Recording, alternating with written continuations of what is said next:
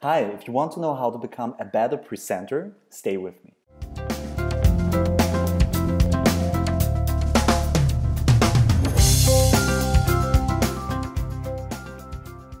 Hi and welcome to the Uncon School at howtobecomeaprofessor.com, the place to learn from proven and unconventional experts. My name is Stefan and I'm your host. Today you're going to learn the one skill that all leaders from all domains have in common: public speaking. For this episode, I've invited the world's absolute authority on that subject. Her name is Nancy Duarte.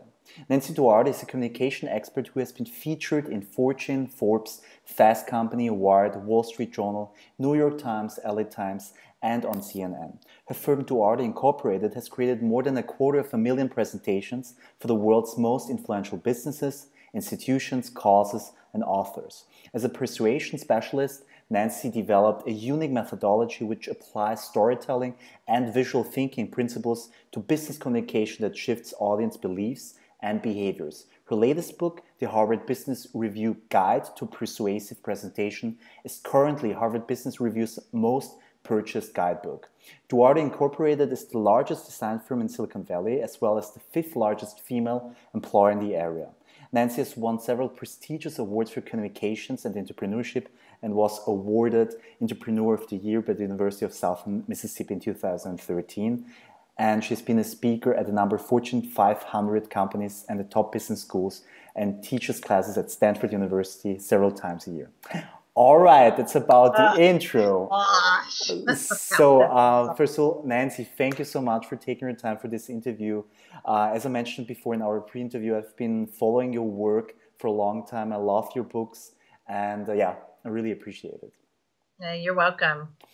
All right. So the very first question I'd like to ask you is, could you share with us, please, why, in your opinion, public speaking is the one skill that all leaders from all domains seems to have in common? The one skill that everybody has in common? The one skill that all leaders or all people in leadership positions seem to have in common. Yeah, everybody needs to develop their communication skills. So what's amazing about presentation skills specifically is that it's the one way that we communicate where you can create a human connection.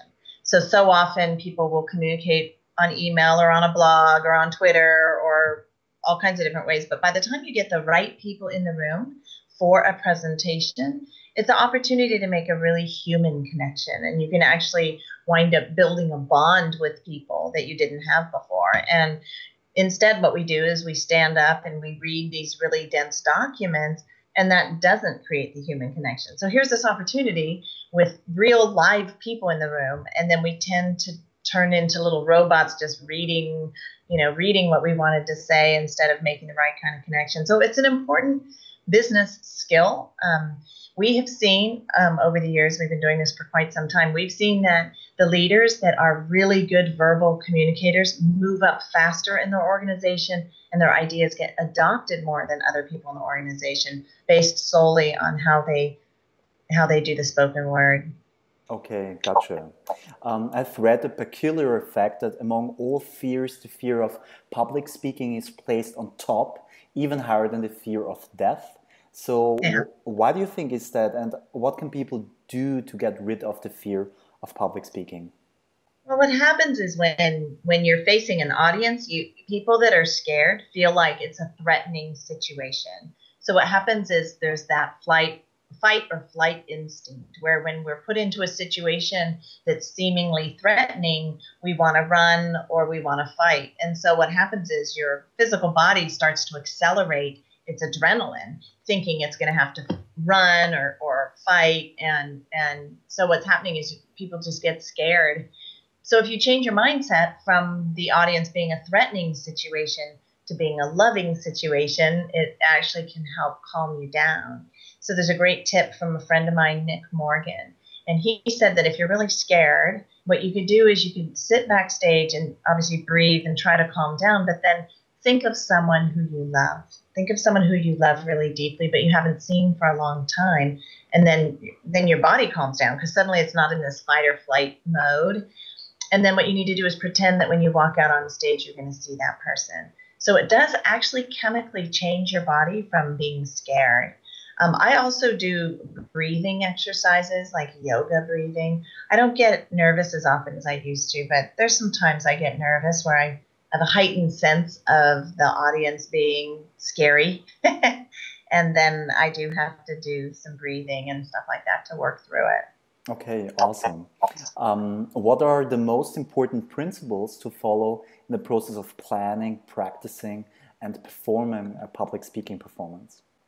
I think I think in the planning phase, people jump right into the software to Keynote or PowerPoint. They jump right in and use that as kind of a thinking tool, which is fine. But you can do a pass in PowerPoint, but what happens is you need to back up and really think conceptually bigger picture. So a lot of the things that we develop in PowerPoint or in Keynote are almost analytical in nature. It's reports, it's strategies, it's those kinds of things.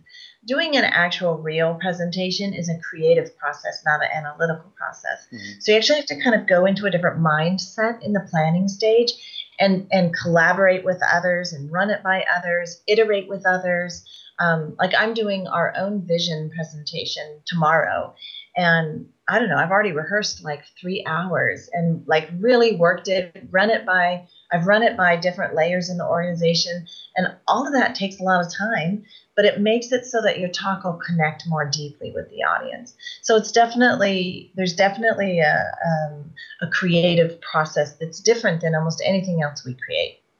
So I think too that in the rehearsal phase, it's a real, like, that's why I was late. I hate to tell your audience that I was late for the interview, but I was actually rehearsing my talk. I stand up with a clicker. I have my notes. It's new content. It's stuff I'm not quite comfortable with yet. And I go and go and go till the talk's almost memorized, because I want it to come across. There's a point that you rehearse to, and you get about 90% there, but it still feels really mechanical. Right. But then it takes a long time to rehearse it to where you take it to where it's conversational. So that last little bit takes me a long time to get there. But you want to come across as confident, conversational, so people can make a connection with you versus just reading your script in front of them. And that takes time. That takes time to do that. So then on the delivery side, you just gotta nail it. It's I work hard on that. I've filmed myself delivering whenever I speak and travel. I try to look at about every third talk I give so that I could kind of get a sense for, what to do, what I'm doing well, kind of congratulate myself what I'm doing well, and then, work with myself on little problems that I see as I'm delivering it. So, yeah, that was a really good question. I hope that answered it. Yeah, definitely. So, what I really can draw from your answer is that it takes a lot of time to plan and to rehearse, and so until you are up to the point that you're really feeling comfortable. We've reached the final question, which is the following: what can public speakers do in order to become more convincing? And as you might know, my audience is an academic one, and how can we as academics become more convincing? Is it just enough to let the dry facts speak for themselves, or is there a framework we can follow to make our research more engaging and convincing at the same time?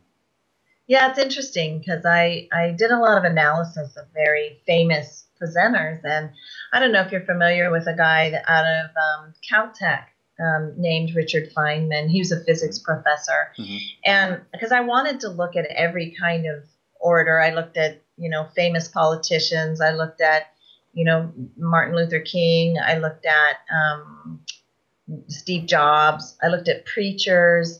And I looked at educators, and I did a survey, and I asked people for who they felt the most effective educator was, and hands down, everyone said Richard Feynman. The thing that was interesting about Richard Feynman is his subject matter is kind of dry. I mean, he's talking about physics and the law of gravity, but yet he was given the title The Great Explainer. And what's interesting about him is he moved really rapidly. He had a cadence. I listened to about 100 hours of his lectures, and I could hear his verbal cadence.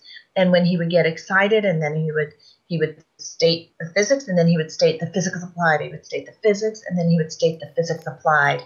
So there was a real pattern when he moved between what is and what could be. So it's one thing to just state the facts. It's another thing to give the students aspirational insights about what they can do with these facts, with their life, and how they would apply it to their trade or to their life.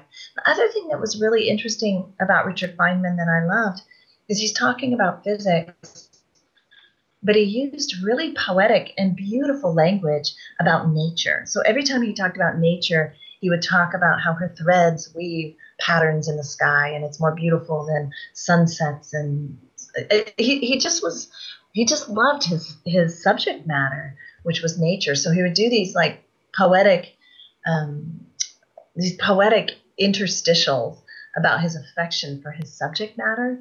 And I know my own daughter became a science teacher because of her 8th grade science teacher who had this passion that was just palpable and spreadable.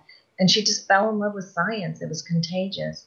So I think if we communicate the facts with an enormous amount of affection, I do think that kids will fall in love or at least be interested enough to stay off their phones. They'll stay interested in your subject matter. So you guys have a lot of influence over a lot of kids that can become very powerful people. And I think we have to keep that in mind, how we're shaping them, and a lot of what we say, but mostly how we behave toward our subject matter really makes or breaks the successfulness of your teaching career. All right, Nancy, thank you so much for providing so much value and sharing your expertise on public speaking so generously with us. If people want to find out more about you and your works, where shall they go? And more importantly, where can they get your latest book?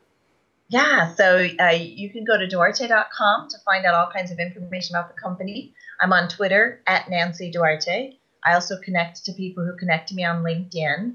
And then we did just launch a book Monday. It's actually the first time I've ever released a full-length, full-color book in PowerPoint. Okay. So you can get that at slidedocs.com. It's just SLIDE docs, DOCS.com. Okay, awesome. All right. If you guys like this episode and if you think this episode resonated with you, then please share with us your biggest fear. Are you also scared of public speaking like so many other people? What do you do to overcome your fear? How do you prepare for a talk?